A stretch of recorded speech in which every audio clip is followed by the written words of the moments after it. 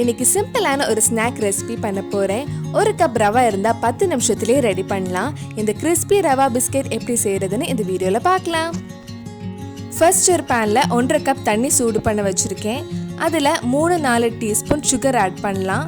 உங்கள் இனிப்புக்கு ஏற்ப சுகர் ஆட் பண்ணிக்கோங்க. இனிப்பு பேலன்ஸ் பண்ணுறதுக்கு கொஞ்சமாக உப்பு. தண்ணி நல்லா கொதிக்கட்டும்.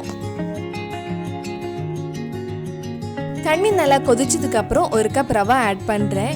1.5 கப் தண்ணிக்கு 1 கப் ரவா எடுத்திருக்கேன். ரவா போட்டதும் லோ ஃப்ளேமில் வச்சுருங்க.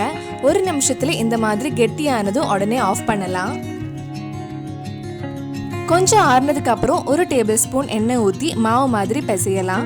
ரொம்ப ஆற வேண்டாம். கை வைக்கிற சூடு வந்ததும் பிசைய ஆரம்பிக்கலாம். மாவு ரெடி ஆயிடுச்சு. அடுத்தது ஃபில்லிங்ஸ் ரெடி பண்ணலாம்.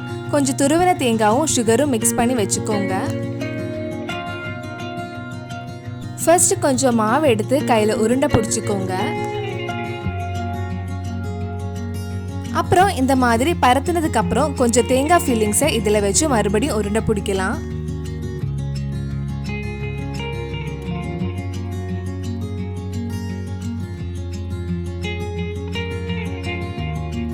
இப்போ பிஸ்கெட் ஷேப்பில் கொஞ்சம் ப்ரெஸ் பண்ணி விட்டுக்கோங்க. சைடில் வெடிப்பு எதுவும் இல்லாமல் அழகாக ஷேப் பண்ணி வைக்கலாம். இந்த மாதிரி மிச்சம் இருக்கிற மாவுலையும் ரெடி பண்ணி வச்சிடலாம்.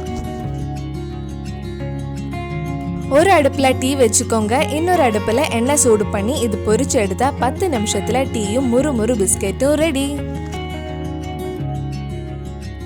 உள்ள அந்த தேங்காய் ஃபீலிங்ஸ் ரொம்ப வைக்கணும்னு இல்லை, கொஞ்சமாக வச்சாலே போதும்.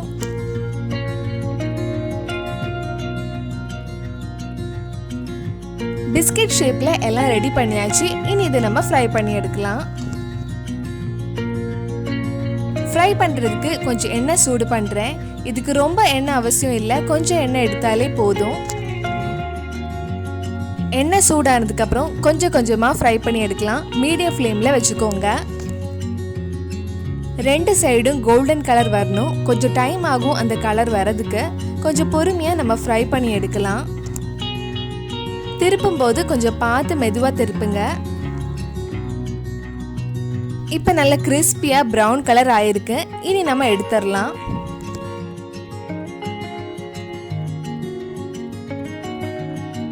இந்த மாதிரி மிச்சம் இருக்கிற பிஸ்கெட்டையும் ஃப்ரை பண்ணி எடுக்க போகிறேன்.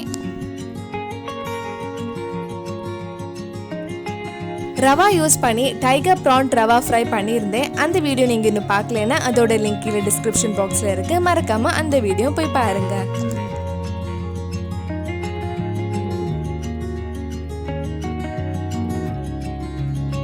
ரொம்ப டேஸ்டியான முறு ரவா பிஸ்கெட் ரெடி. இது ஆறுனதுக்கப்புறம் இன்னும் கொஞ்சம் கிறிஸ்பி ஆகிடும்.